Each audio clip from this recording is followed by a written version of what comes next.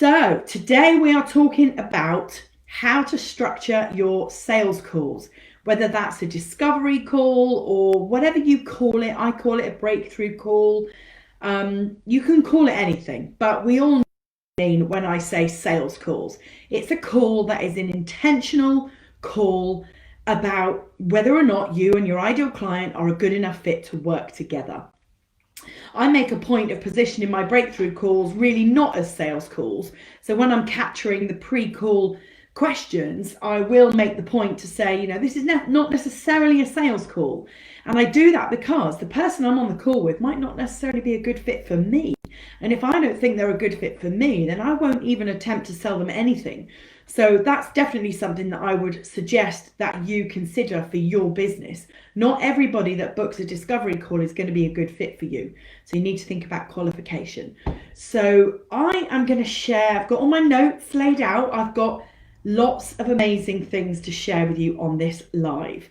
Not sure how long it's going to be. I'm aiming for half an hour, but this is a topic that I get very excited about because the sales call is where it all happens. This is where all the good stuff happens. All of those hours and weeks of work leading up to, converting a sale, all the content that you've written, all the relationships that you've built, all the trust that you've been building, it all leads to the sales call. And if you don't feel equipped, enabled, confident to convert your sales call, then everything else is a total waste of time. So I'm going to help you on this live. By the time you get off this live, I hopefully will have equipped you with enough knowledge and skills and confidence to be able to convert your sales calls. So cheers to that. I've got myself a cup of coffee. I hope you've got one too. I'm going to get you ready to sell. So let's just talk about for a minute what kind of conversion rate you can expect from a discovery call. So I would say for a call that somebody has booked, so an ideal client of yours has been on your profile, if it's Instagram, has been on a post of yours on Facebook or LinkedIn, they've been somewhere where you've posted your link to your scheduler, whether it's Calendly or Acuity or whatever scheduler that you use. Your ideal client has found your appointment booking link. Okay, so that in itself is a really positive thing, because I want to remind you this, right? Before I give you your conversion rates, I want to remind you this. That person has put themselves on your discovery call by choice. They've put themselves there by choice. You haven't dragged them there. You haven't told them unless you book a discovery call, the world's going to stop turning. They've put themselves on a discovery call with you by choice. And for that reason, you can expect a higher conversion rate on a discovery call than if you were reaching out in the DMs, for example. If you're reaching out in the DMs, your conversion rate is going to be lower because you're instigating that. Whereas if it's a discovery call where somebody of their own free will has found your link and booked it, hi Michelle, somebody's found your link and booked your discovery call of their own free will, totally optionally, you can expect a higher conversion rate. I would usually say your conversion rate on a discovery call like that is 60 to 70%, meaning 6 or 7 out of 10 of the people that book your discovery calls, I would hope that you would be converting. So that's the benchmark that I set for my clients, that 6 or 7 out of 10 of all their discovery calls convert. The only time that conversion rate will be lower is if you have instigated the sales conversation, in which case, yes, your conversion rate will be a bit lower. So before I get on and tell you exactly how to structure the call, I want to just get you thinking about pre-call. So before the call even happens, and actually, Michelle, we were talking about this, weren't we, the other day? Before the call even happens, there's some really important things that need to take place. And those things are, for them to have booked a discovery call, they will have been on your scheduling tool. Let's say it's Calendly. I use Calendly. I'm a fan of Calendly. It's easy to use. It's easy to integrate with a payment system. It's easy to integrate with Zoom. So when somebody books a breakthrough call with me, they instantly get the option to, book the call, and the Zoom link is instantly sent to them without me or my PA having to do anything. So that just makes life a little bit easier. So if you can find some automation in your discovery call booking, that makes life a little bit easier. So pre-call, what should you be doing pre-discovery call? Well, you should be asking really good questions on your scheduler. So you might want to ask questions like, why have you booked the call? What is it that you're hoping to get out of the call? What is it that you're trying to achieve in your business or your life, or, relate it obviously to what you do. What is it that you are looking to get out of the call with me today? Where are you at with your goals? Where are you trying to get to? What's stopping you from getting there? Now, obviously, you're going to want to word those questions in a way that's aligned to you and your style and your personality and your business. But you do need to draw out some information from the person who's scheduling a call, because you need to know a little bit about them. Another thing that you might want to do in your pre-call questions is you might want to ask them for some of their social media handles. So you might want to go and follow them on LinkedIn. You might want to follow them on Instagram, because the minute that they've booked a call with you, if you can go and follow them on Instagram or LinkedIn or wherever you can follow them, you can learn a little bit more about them. All right. So if they do any live videos, if they go live on their stories, or they're sharing lots of behind the scenes, back office stuff about their business, then before you have a call with them, you can understand quite a lot about them. So maybe ask them for their social media links in your pre-call questions. What I would then suggest that you do pre-discovery call is you hop on to their social media and you look at their last few posts, 2, 3, 4 posts. You look at their posts. And what you're looking for is to see if there's things there that resonate with you, things that align with you, things that you might want to use at the start of the call to open up the call with some rapport and to show them that you care enough to have at least checked out their social media. So it might sound something like, I've been really excited to jump on the call with you because I checked out your Instagram yesterday and I can see that you've just qualified in X. How was that? So you can instantly build some connection, because we all know, don't we? We've probably all had them, those calls that are a bit awkward at the beginning, and sometimes Zoom's not working or the technology's not great and it all feels a little bit awkward.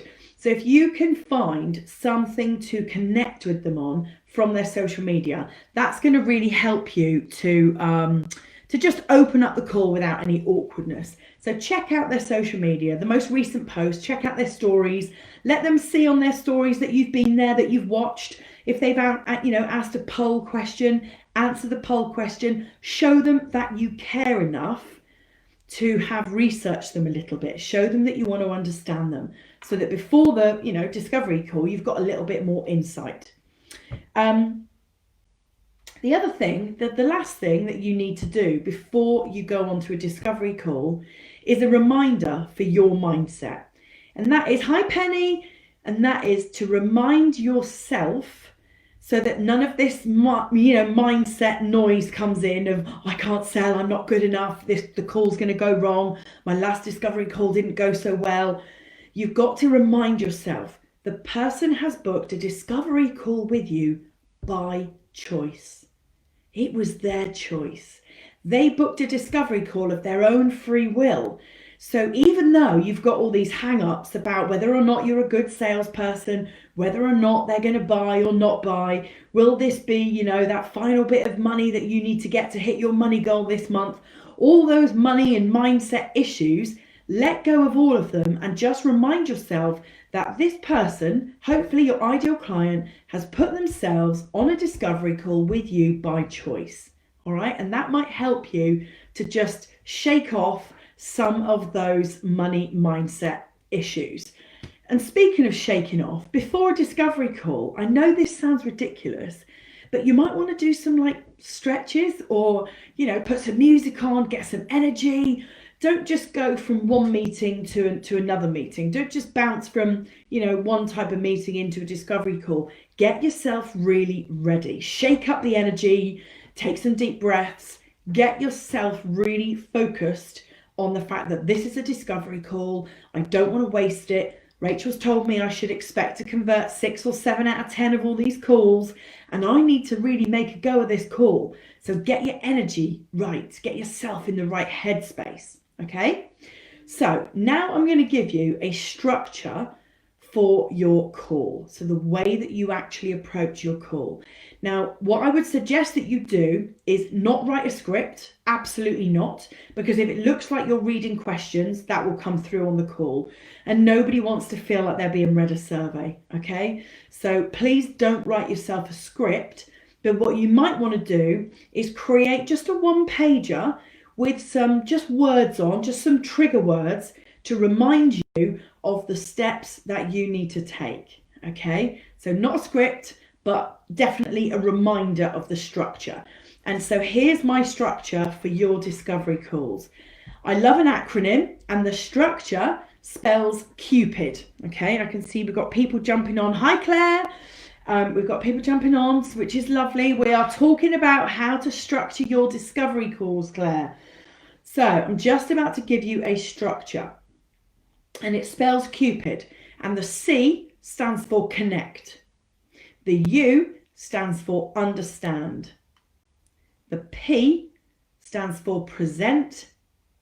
The I is for isolate, and the D is for diarise, okay? Now I'm going to go through those, and I'm going to give you some tips on how to approach each part of Cupid, all right? So if you haven't got a notepad and pen, you might want to go and get one, because this stuff is gold, okay?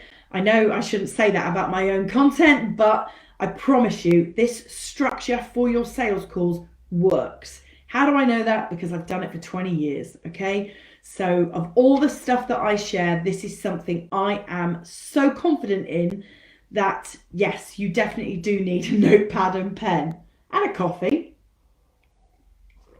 So I need a coffee. I've just been out for a walk and it is freezing outside. So I needed a hot coffee before doing my live with you. So we've got Cupid. The C for connect. So I've just said to you in your pre-call research, you need to go and find something on their social media profile, on their social media platform that you can use to connect with them. So you need, Penny, can I say them again? Yes, of course I can say them again. So are you ready? You've got C for connect.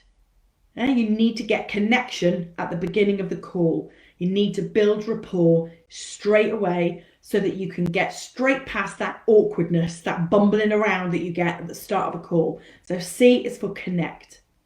U is for understand. You need to understand where your ideal client is at. You can't solve a problem that you're not aware of. You can't help them reach a goal that you don't understand. So you need to ask them some questions so that you understand them. The P of Cupid is for present.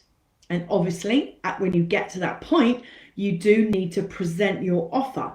But you need to present your offer in a way that links back to what you've understood in the understand phase. So connect, understand, present. The I is for isolate. And I'll come to that in some more detail in a minute. And the D is for diarise. Now that could either be diarising a follow-up, or it could be diarising the delivery of the work. So if you win the sale, you're going to diarise the work. Okay, so the Cupid process can be done in a half-an-hour discovery call, but you are going to need to manage time. So I would suggest that, not a script, but you do have a little one-pager to help guide you around the structure of your call, okay?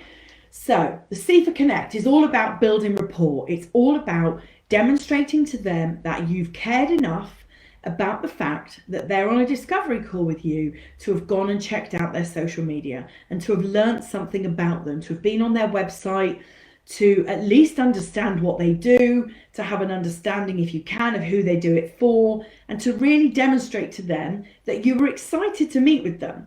So, you know, I had a discovery call yesterday, and I said to the lady right at the beginning, you know, I understand this about you. I've had a little look. Tell me a bit more. And so we had that connection like straight away, because I showed her that I cared enough to find out a little bit about her before. Okay.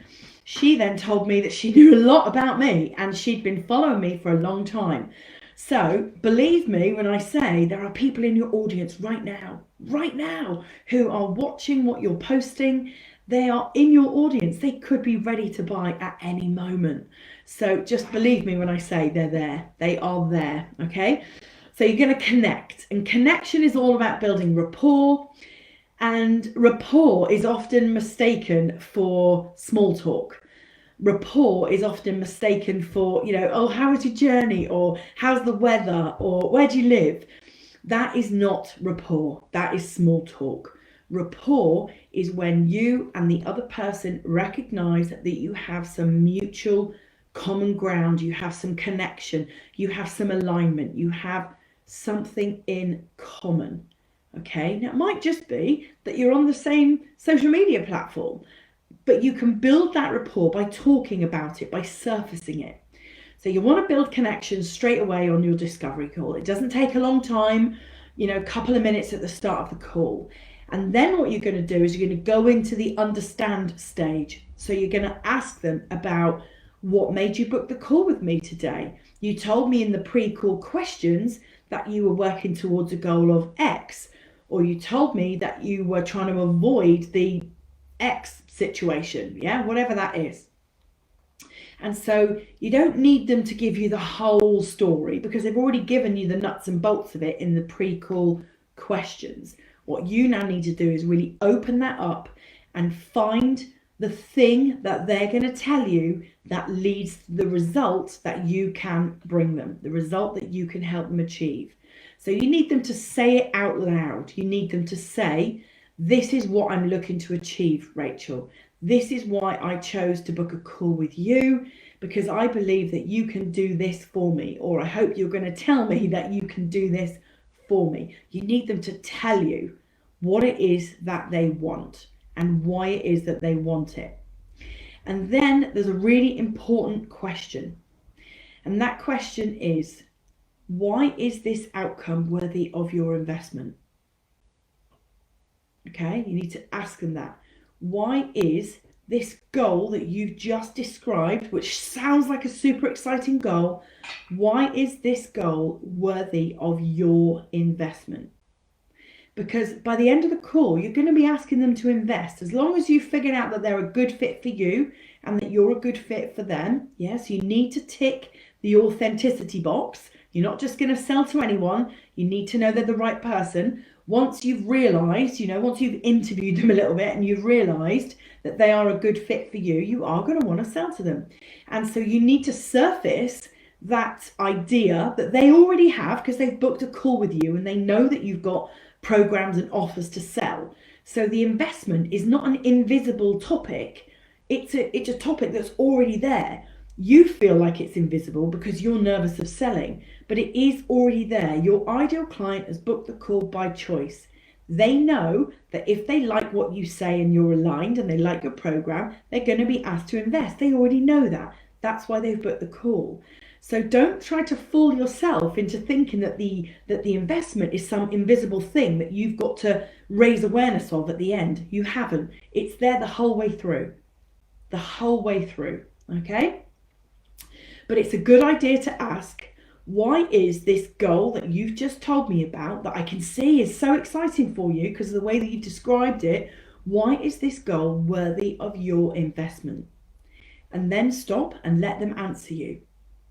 And what they're going to do is they're going to tell you, a little bit about how they're going to measure the success and the result of that investment. So let's say the investment is 5K, just for easy numbers. Let's say at this point that they're right for a program or a coaching, series of yours that's worth 5K. And what you're looking for in their answer is that outcome worth 5K? If you don't believe it is, then you've obviously got a bit of a mismatch. But you need to ask them, why is this worthy of your investment? You also need to ask them questions like, what happens if you don't invest? Because I'm going to tell you about a program that I think is right for you in a minute. But what I want to understand is, if you were to not go ahead with that program, what would happen? So this goal obviously wouldn't get achieved, but what does that lead to? What's the impact of this goal not being achieved? I need to understand whether we're a good fit, and I need to understand how you're going to measure the success of the investment that you might make with me. And I need to understand whether or not I can absolutely deliver that for you, because I pride myself on achieving results for my clients, or I pride myself on delivering great work, or all the things that you pride yourself on. I pride myself on delivering what you need. And so I need to know in detail what you need, because if I don't understand that, I can't feel confident and reassure you that I can achieve it with you if I don't fully understand it. So you're going to need to help me and tell me all about it. So why is this thing worth investing in? What happens if you don't invest? What's the impact of not moving forward? What's the impact of staying exactly where you are now? Is there a knock-on impact that, sends you off in another direction? And what is the impact of moving off in that other direction? So you need to open up all these things. And what you're really looking to do is connect with them emotionally around the investment. You need to hear in their voice, in the way that they're portraying their goals, that they're excited enough to move forward. Basically, you're taking them to a point of fear. All right? You need to understand this about the psychology of a discovery call. Unless they arrive on the call waving money at you and saying, I'm ready to invest, take my money now, your discovery call is leading somebody to a place of fear, where you're asking them to describe their goals and their ideals and their outcomes, but you also need to uncover their doubts and fears. And if you know your ideal client well enough, and if you don't know your ideal client well enough, then you need to ask me for the link to my free training on how to build an ideal client profile. Because if you don't know your ideal client well enough, you can't anticipate their doubts and fears. You've got to be able to get into their head and show them that you already understand how they're feeling. Okay? So why is this worthy of investment? What happens if you do nothing? What will that lead to?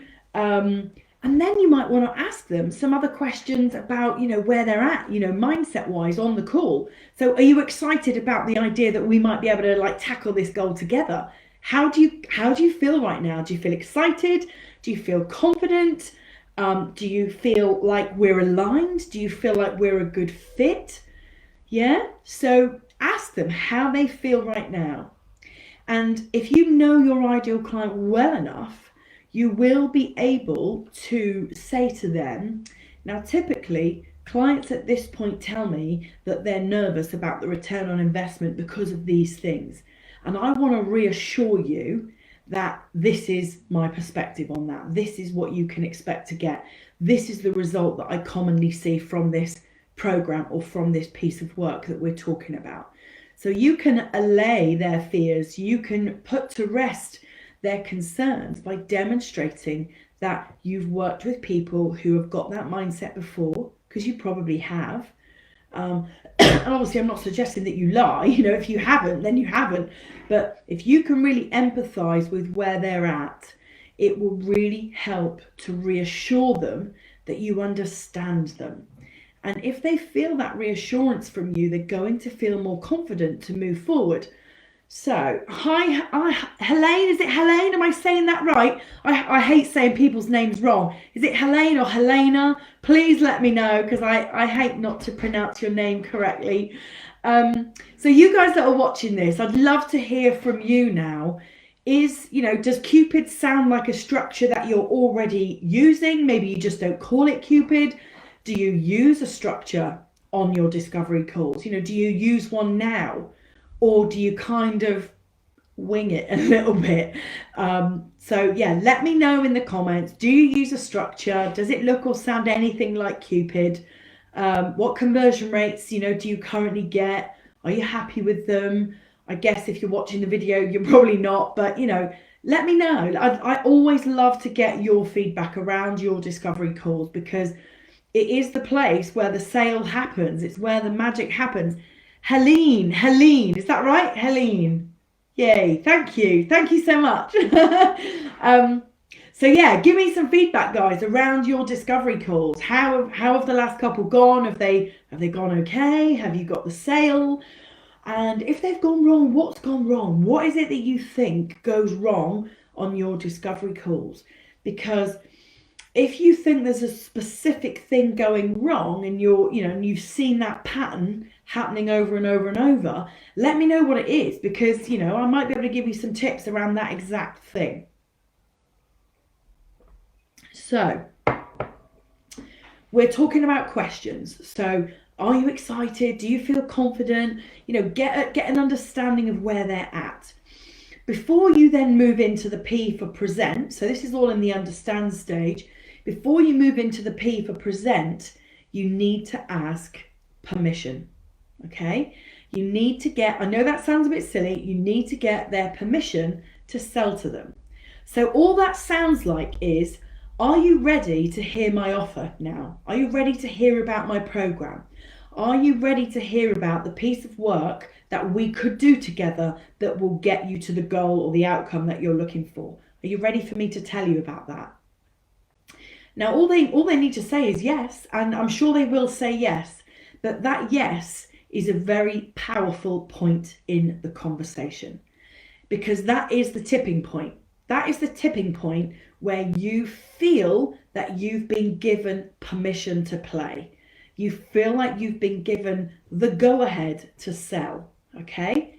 Until you get that yes, anything before that point comes across like an unwanted sales pitch. Most sales pitches are unwanted, all right? Now, this person's put themselves by choice on a discovery call with you. You've taken the time to understand them so that you can qualify in your head that they're a good fit for you, and that they can tell you more about the goal so that you can really believe and understand that your program or your service is a good fit for where they want to go, okay? At that point, when you get that permission from them, are you ready for me to now tell you about the work that we could do together? And they're going to say yes. And then you're in the P for present, which is the sales pitch. That is you saying, well, this is how my program would work. You've told me that you want to achieve X, Y, and Z. My program achieves X, Y, and Z. I know this because customer A, customer B, has already achieved the result that you need to achieve in the past. I've got some testimonials that I can share with you. I can demonstrate the results to you. So add your social proof, talk about previous clients, talk about the result before you talk about the nuts and bolts of the service. So, if it's a coaching program, don't be tempted to just go into a big monologue around, this is how my coaching works, I do this for you, I do that, I do the other, because the fact is this, they don't care. At that point, they don't care. And if they do want to know the nuts and bolts of it, they will ask you for it. What they want to hear you say is, I can get you there. You told me you were excited about achieving that goal, I can get you there. So when my client says to me, Rachel, I want to hit a 10K month, I see all these people out there doing what I do and they're all hitting a 10K month and I haven't done it yet and I want to do it. When it comes to the P for present, all they want to hear me say is, based on what you've told me, I can get you to a 10K month. I can get you to a 10K month. It's going to take us to do some planning, some restructuring your strategy, some re-looking at your service suite and your value ladder, but I can get you there. I think it might take us X number of weeks and the cost of that is this. Now at that point, they can say, but how does that work? How would we do that? They can ask questions, and it's those questions that they ask of you which show you that they want it. Because people who don't ask questions don't want the offer. They're not interested. If they're engaged and they're asking you more detail, more questions, that shows you that they want it, especially if they ask you the price. The minute they ask you the price, they want it, okay? So I've got a question. What do you say when you start and still need, results? Do you mean that you're just starting, Helene? You mean that you're just starting in your business so you haven't got any results? Well, in that case, what I think you could do is you could give them a special, gateway into your program, into your work. You could say, typically my clients will get this from working with me. Now, this is a brand new program. I've not run this program before, but I would love to invite you on it, and I'm prepared to discount the price in exchange for you giving me really solid feedback, really good insight, a good testimonial at the end, assuming I'm worth it, of course, but I'm sure I am. And reassure them that you want them to come and be on the program with you, or to buy into the service with you, and give them a reason why you're gonna, give them a discount to be there. So some of the early work that I did, yes, I discounted it. I think everybody does. I think the people that tell you that they went straight into selling high ticket without giving anything away or getting any feedback, I think they're lying. You do need to do those things. You do need to do those things. If you weren't going to do that and you were just going to make it up, right? The fake it till you make it strategy, there is always a risk that you're going to get found out. And I don't go in for all of that. That's not my thing. I'm a fan and I teach authentic selling. I sell with integrity and I teach my clients to do the same. So you can only sell results that you've got. You can only share testimonials that you have, because if you haven't got them, you can't share them, which means you need to win some, Helene. You need to actually get some clients working with you. So what I would do is I would build your program around, a discount in return for a testimonial. You can, of course, launch, you can call that a beta. So you can say my program's in beta at the moment, which means it's a trial. This is a trial run, and I'm still looking to make some tweaks. And that means that you're going to get the best of me, because I'm going to put everything I've got into this beta program, this beta rollout, because I want to get your feedback.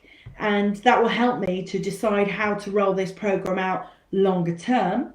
You can say, when I roll the program out longer term, the price will be X, but for you, I'm prepared to sell you at this price, this investment, because I'm going to ask for your feedback throughout. So we're going to be partners. We're going to be partners on this project together, rather than, I'm giving you the big sales pitch and putting the high investment on it, even when I've not got any results to share with you. So does that answer your question, Helene? Let me know if you're not confident to do a beta, or you're not confident to sell a trial. Let me know. I might be able to help you a little bit more with how to do that. I've done that personally, and it works. It works really well, because people appreciate honesty. People appreciate transparency. So if you can be transparent and super honest, I think you'll always win the day with that. It's an approach that we all, that we all appreciate, when somebody is really honest with you. So yes, let me get back to our P for present. So you're going to get permission to move in to the presentation stage. You're going to tell them all about how your program works and the results and the impact and the outcome. And then you're going to try to isolate their doubts and fears. So at that point, you'd be saying things like, are you excited? And they might say, well, I am, but I have a question. And you might then be able to empathize and say, that's okay. Most people have questions at this point. Tell me what they are. And they might say, I haven't invested like this before, or I need to speak to my partner, or I'm not convinced that I will absolutely get a return on investment, or I'm not convinced we're a good fit. They probably won't say that to your face. They'll probably do anything they can to get off the call. But they might say, I have some doubts, I have some fears, I have some concerns. Helene, you're saying, please help. Okay, I can help you some more. Let's maybe arrange our own chat one day. So you're going to try and encourage them to give you their doubts, their concerns, and their fears. And at that point, your first response has got to be empathy. It's got to be to say, hey, that's okay. I get where you're at. I get where you're at. And my intention here is not to sell you a program that won't work for you, or sell you a service that isn't right for you. So let's talk about it some more. Let's talk about it some more around why I think it's a good fit, and maybe why you're not sure. And then you're just in a conversation. So you're just talking, asking them to open up a little bit more about where those doubts and fears have come from. Now, what you don't want, just a little like red flag moment, you don't want somebody at that point to disguise doubts and fears as questions for you where you end up coaching them for free. Okay, and I've seen that happen, that somebody will give you what looks like a sales objection on a discovery call, and they'll say, well, hang on a minute, I'm not sure. How would you do this for me? What do you suggest I do about that? I'm not sure that that I'll get the results that you're saying. So what do I need to do? And what they're actually trying to do there is get you to coach them for free. And I know that happens a lot. So refrain from doing that, because all it will mean is that your discovery calls end up taking longer than the time available. You end up coaching somebody for free. They're never going to buy anyway at that point. So I absolutely would look out for that and try to make sure that you don't do it. Don't be so helpful that you end up working for free. Okay, don't do that. It will cost you lots of time, and it will end up affecting your mindset, because it will mean that you'll question your ability on sales calls. You'll question your ability to justify your value. You will question your value. You will question your program, because you'll start to think, well, why? I put all that effort in. Why didn't they buy it? So try not to coach for free on a discovery call, because it will, over time, it'll affect your mindset. So the I for isolate is you isolating their doubts, their concerns, their fears, the risks that they anticipate. And at that point, you've got to reassure them. You've got to put your arm around them, not in a headlock. You've got to put your arm around them and say, look, this is not my first time. I've done this many times before. I'm confident. I just need you to be brave and take a leap. And I can't do that for you. You have to decide that for yourself. So here's the facts. Here's what I believe we can do together. If you want to take time, take time. Now, this is where, you might be told in the past or by somebody else that, another coach that you've been in the company of, they might tell you at this point to try and get their credit card details on the phone. They might tell you at this point to apply some pressure. So to say, well, this is the last space on the program, or, the program's not for sale as of tomorrow, or the price runs out at midnight, or whatever that is, right?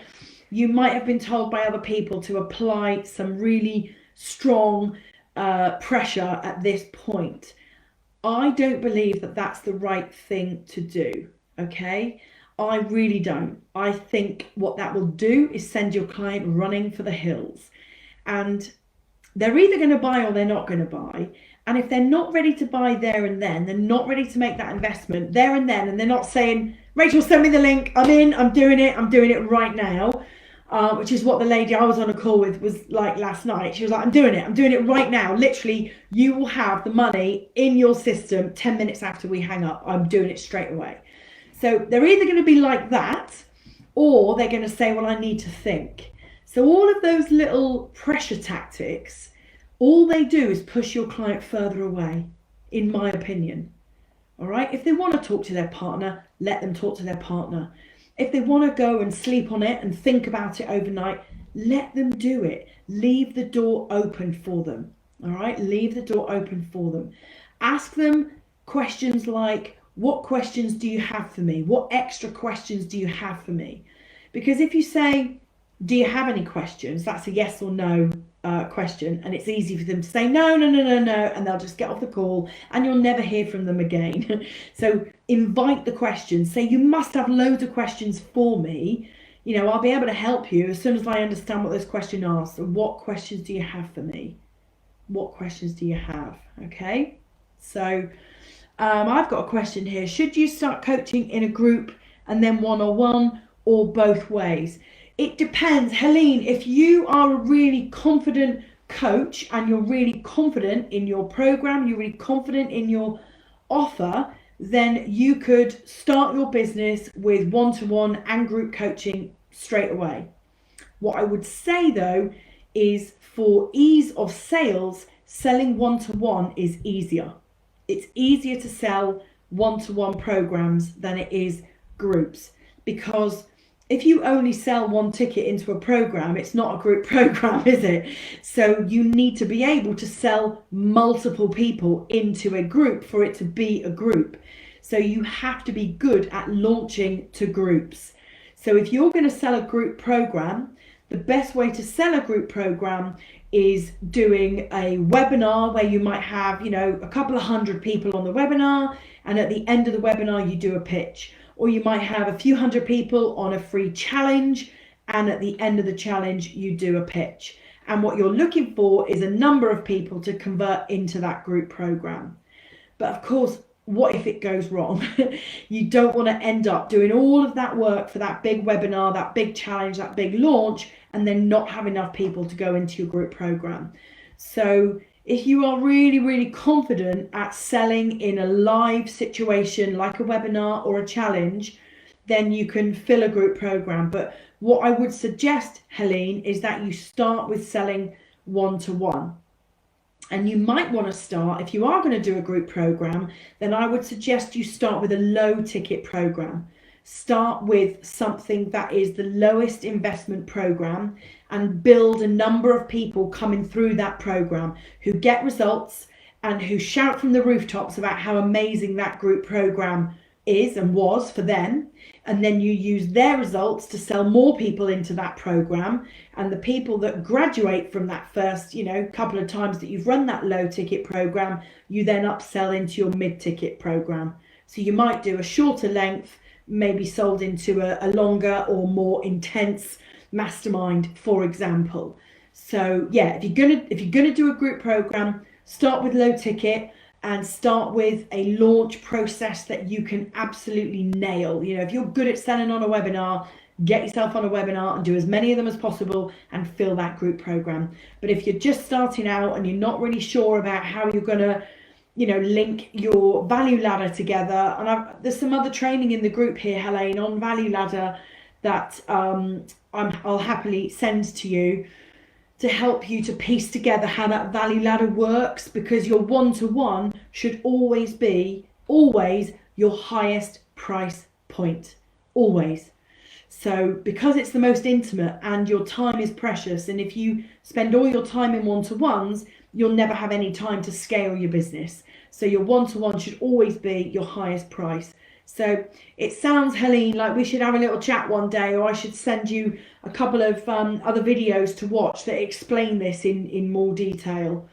Okay, so yeah, let's get back to isolating. So you're going to isolate their doubts and fears on this discovery call. And then if you are able to overcome those doubts and fears there and then on the discovery call, then you can move to the diarise stage. And so you might be diarising a follow-up, or you might be diarising the actual delivery of work.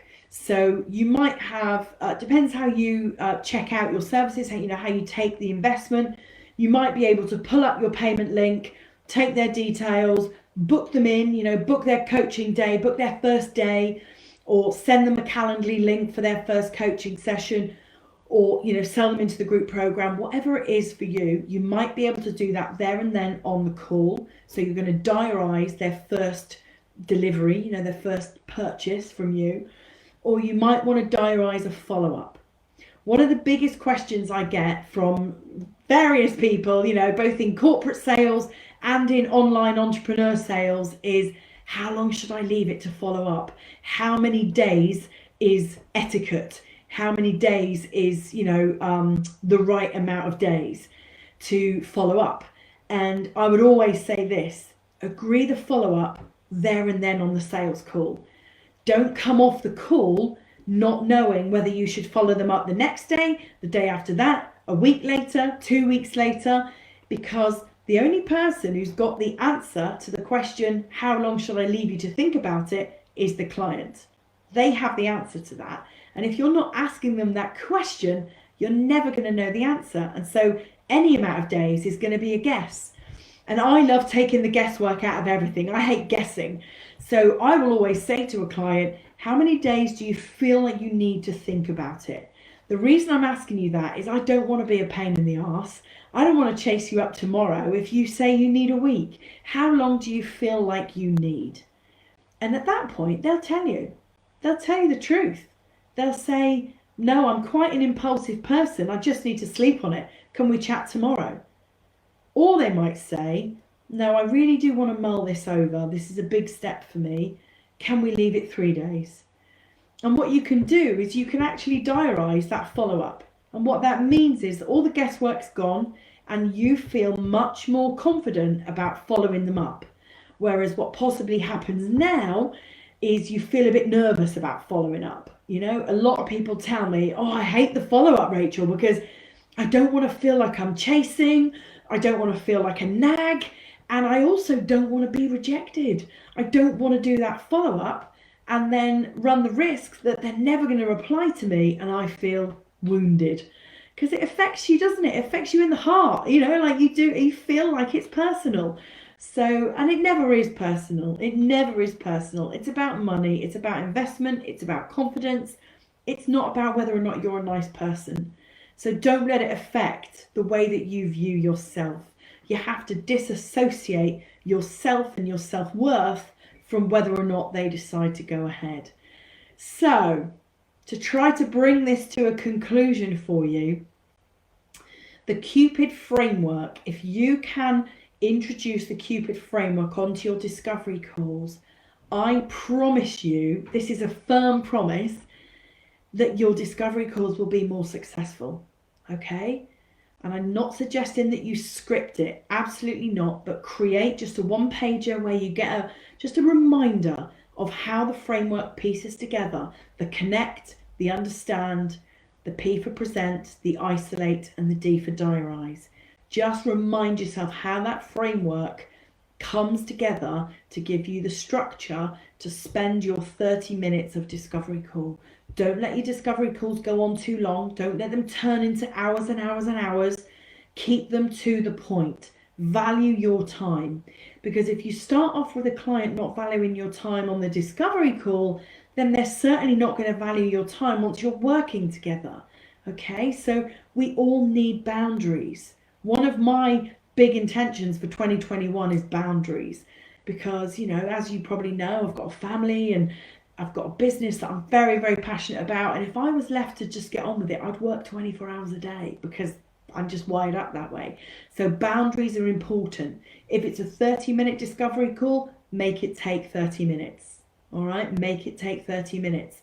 Even if you have to encourage them to rebook a second discovery call to pick up their further questions, because what that's going to show you is how committed they are. You need clients who are committed, not passive. Passive people don't invest. Committed people invest. People that are passionate about the outcome, that need and want and desire the outcome. So create boundaries, chop off your discovery call at the right time in the clock. Yeah, the right time on the clock. Don't let it go on and on and on.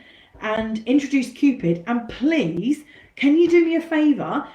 If you have got discovery calls next week and you introduce Cupid, I'd love to hear how it goes. Will you do that for me? Will you let me know how it goes? I'd love, love, love to hear your feedback. So that's it from me, and that is the last video for Sales Bootcamp week. I will dive on later. Usually it's at 9 o'clock UK time, which is 6 hours from now. So I will dive on, and if there are any other questions, I will be there for you at 9 o'clock tonight UK time to just answer those final questions for you. But that's it from me. Thank you for all the love in the comments. Thank you for being here and watching. And thank you for being part of Bootcamp. I'll see you later. Bye-bye.